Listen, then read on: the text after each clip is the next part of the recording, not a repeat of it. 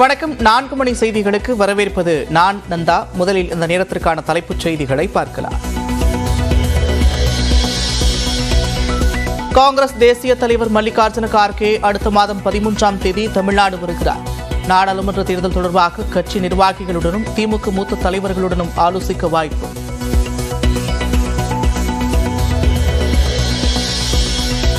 நாடாளுமன்ற தேர்தலில் தங்களது தொகுதியில் தோல்வியை தழுவினால் பதவி பறிப்பு. அமைச்சர்களுக்கு முதலமைச்சர் மு.க. ஸ்டாலின் எச்சரிக்கை.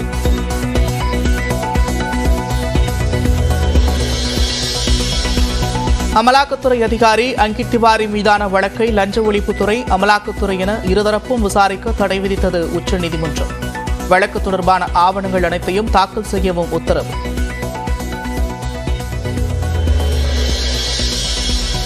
தமிழக அமைச்சர்கள் தொடர்பான சில கோப்புகளை அமலாக்கத்துறை அலுவலகத்திலிருந்து எடுத்து சென்று விட்டது லஞ்ச ஒழிப்புத்துறை. உச்சநீதிமன்றத்தில் சொலிசிட்டர் ஜெனரல் துஷர் மேத்தா குற்றச்சாட்டு.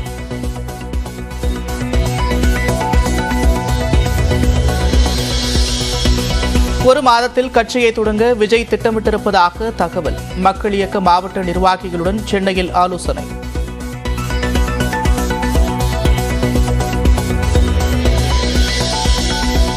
தேசிய அளவில் பரப்புரையை தொடங்கியது பாஜக.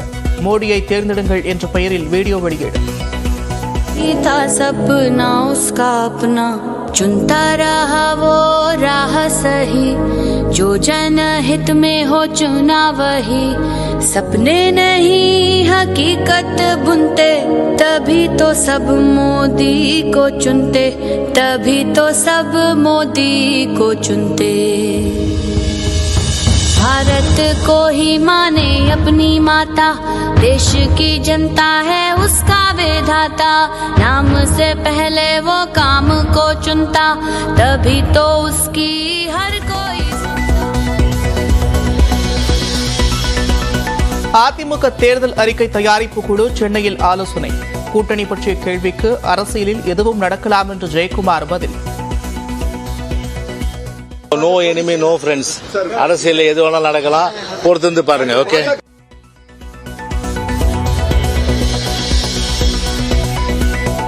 அதிமுக கூட்டணிக்கு அழைத்தாலும் மார்க்சிஸ்ட் கம்யூனிஸ்ட் பொருட்படுத்தாது. மார்க்சிஸ்ட் கம்யூனிஸ்ட் செயலாளர் கே. பாலகிருஷ்ணன் திட்டவட்டம்.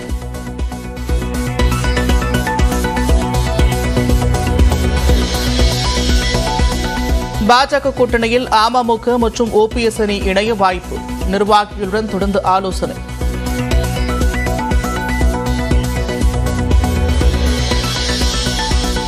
பல்லடம் பகுதியில் அடையாளம் தெரியாத நபர்களால் செய்தியாளர் தாக்கப்பட்ட சம்பவத்திற்கு முதலமைச்சர் மு.க. ஸ்டாலின் கண்டனம்.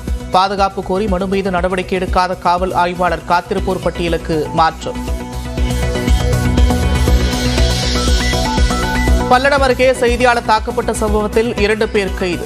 காவல்துறை மேற்கு மண்டல ஐஜி புவனேஸ்வரி தகவல்.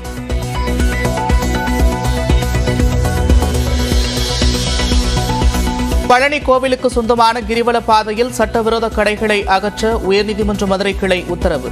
6 வார அவகாசம் வேண்டும் என்று தமிழ்நாடு அரசு கோரிக்கை விடுத்த நிலையில் விசாரணை ஒத்திவைப்பு.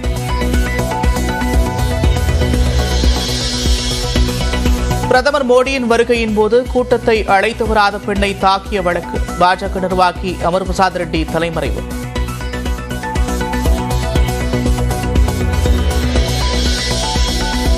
தைப்பூசத்தை ஒட்டி முருகனின் அறுபடை வீடுகளிலும் காவடி எடுத்து வரும் பக்தர்கள். திருச்செந்தூரில் லட்சக்கணக்கான பக்தர்கள் தரிசனம்.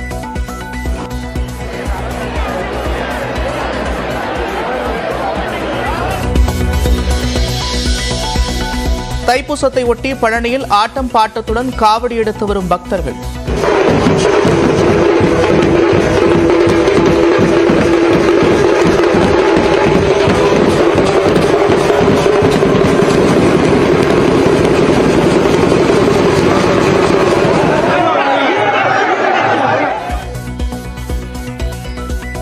அதிகாலை முதல் பக்தர்கள் சுவாமி தரிசனம்.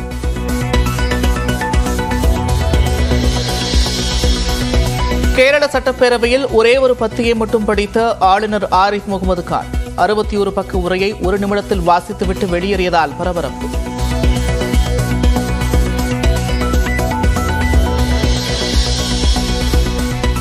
குடியரசு தின விழாவில் சிறப்பு விருந்தினராக கலந்து கொள்ள பிரான்ஸ் அதிபர் இமானுவேல் மேக்ரான் இந்தியா வருகை. ஜெய்ப்பூர் விமான நிலையத்தில் உற்சாக வரவேற்பு.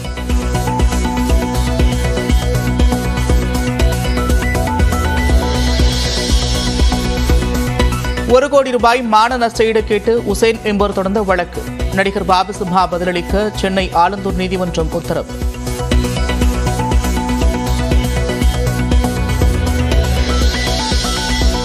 முதல் டெஸ்ட் கிரிக்கெட் போட்டியில் 246 ரன்களுக்கு ஆட்டமிழந்தது இங்கிலாந்து அணி. இந்திய அணி அதிரடி ஆட்டம்.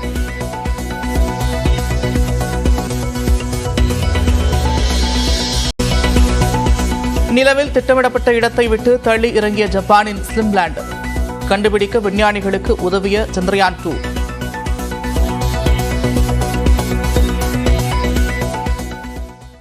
மக்களவைத் தேர்தலில் வெற்றியை நழுவவிட்டால் அந்த தொகுதியைச் சேர்ந்த அமைச்சர்களின் பதவி நழுவிவிடும் என்று அமைச்சரவையில் முதலமைச்சர் மு.க.ஸ்டாலின் எச்சரிக்கை விடுத்திருப்பதாக தகவல் வெளியாகியிருக்கிறது. முதலமைச்சர் மு.க.ஸ்டாலின் தலைமையில் சில நாட்களுக்கு முன்பு அமைச்சரவைக் கூட்டம் நடைபெற்றது. அப்போது மக்களவைத் தேர்தலுக்கான ஒருங்கிணைப்பு குழு கூட்டம் அமைக்கப்பட்டுள்ளதாகவும் தொகுதிகளில் தீர்க்க முடியாத பிரச்சினைகளை அந்த குழுவின் கவனத்திற்கு கொண்டு செல்லவும் முதலமைச்சர் அறிவுறுத்தியதாக கூறப்படுகிறது. 40 தொகுதிகளிலும் வெற்றி என்பது மிக மிக முக்கியம் என்றும் திமுக பங்கு வகிக்கும் ஆட்சி மத்தியில் அமைய வேண்டும் என்றும் ஸ்டாலின் கூறியதாக தகவல் வெளியாகியுள்ளது. தேர்தல் வெற்றி மற்றும் தோல்விக்கு அந்தந்த மாவட்ட அமைச்சர்கள்தான் பொறுப்பேற்க வேண்டும் என்றும் வெற்றியை நழுவவிட்டால் அமைச்சர் பதவி பறிபோகும் என்பதை மறவாதீர்கள் என்றும் முதலமைச்சர் எச்சரித்ததாக கூறப்படுகிறது. கூட்டணி வேட்பாளர் குறித்த குறைகளுடன் தன்னிடம் வரவேண்டாம் என்றும் அனைத்து வேட்பாளர்களையும் தானே இறுதி செய்கிறேன் என்பதை மனதில் வைத்து வெற்றிக்கு பாடுபட வேண்டும் என்றும் அமைச்சர்களுக்கு முதலமைச்சர் அறிவுறுத்தியதாக கூறப்படுகிறது.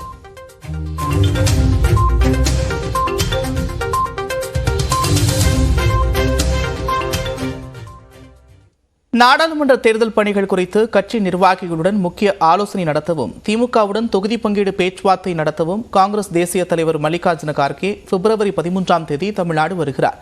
நாடாளுமன்ற தேர்தலில் பாஜகவை எதிர்கொள்ள காங்கிரஸ் உள்ளிட்ட எதிர்க்கட்சிகள் ஒருங்கிணைந்து இந்தியா கூட்டணியை ஏற்படுத்தியுள்ளன. அனைத்து கட்சிகளும் தேர்தல் பணிகளை முடுக்கிவிட்டு இருக்கும் நிலையில் தொகுதி பங்கீடு தொடர்பாக காங்கிரஸ் கட்சியின் தேசிய தலைவர் மல்லிகார்ஜுன கார்கே பல்வேறு மாநிலங்களுக்கு சென்று கூட்டணி கட்சி தலைவர்களை சந்தித்து பேசி வருகிறார். அந்த வகையில் அடுத்த மாதம் 13ஆம் தேதி அவர் தமிழ்நாடு வருகிறார்.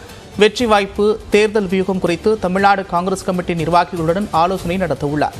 கூட்டணி கட்சியான திமுகவுடன் தொகுதி பங்கீடு குறித்தும் ஆலோசனை நடத்துவார் என்று தெரிகிறது.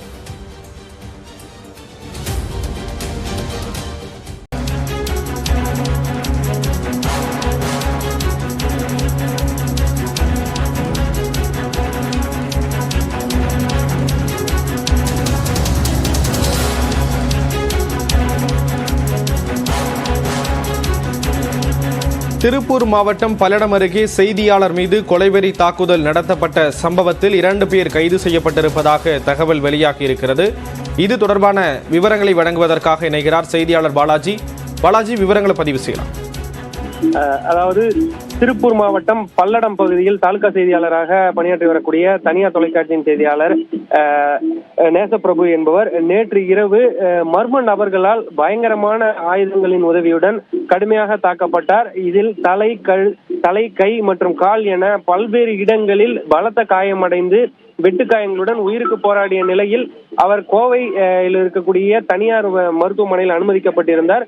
தற்பொழுது அவருக்கு சிகிச்சை நடைபெற்று வரக்கூடிய சூழ்நிலையில் இந்த சம்பவம் பத்திரிகையாளர்கள் மீது நடத்தப்படக்கூடிய ஒரு தாக்குதல் எனவும் இதனை உடனடியாக நடவடிக்கை எடுக்க வேண்டும் என பல்வேறு அமைப்புகளும் அரசியல் கட்சியினரும் தொடர்ந்து கண்டன குரலை எழுப்பி வந்த நிலையில் தற்பொழுது இந்த சம்பவத்தில் ஈடுபட்ட 2 பேர் கைது செய்யப்பட்டுள்ளதாக காவல்துறையினர் தெரிவித்திருக்கின்றனர். மேலும் அவர்கள் பிற மாவட்டத்தில், அதாவது திருப்பூரில் மாவட்டத்தில் இந்த சம்பவத்தை அரங்கேற்றிவிட்டு அவர்கள் வெளியே தப்பிச் சென்ற பொழுது அவர்களை பின்தொடர்ந்த போலீசார் சிசிடிவி காட்சிகள் உதவியுடன் அவர்களை பிடித்திருப்பதாகவும் தற்பொழுது அவர்களை திருப்பூர் அழைத்து வரக்கூடிய பணியானது நடைபெற்று வருவதாகவும் மேற்கு மண்டல ஐஜி பவானீஸ்வரி தெரிவித்திருக்கிறார். மேலும் அவர்கள் வந்த பின்னர் அவர்களிடம் விசாரணை நடத்திய பிறகு இந்த சம்பவத்திற்கான முழு காரணம் என்ன உள்ளிட்ட தகவல்கள் வெளியாகும் என எதிர்பார்க்கப்படுகிறது. விவரங்களை வழங்கியதற்கு நன்றி பாலாஜி.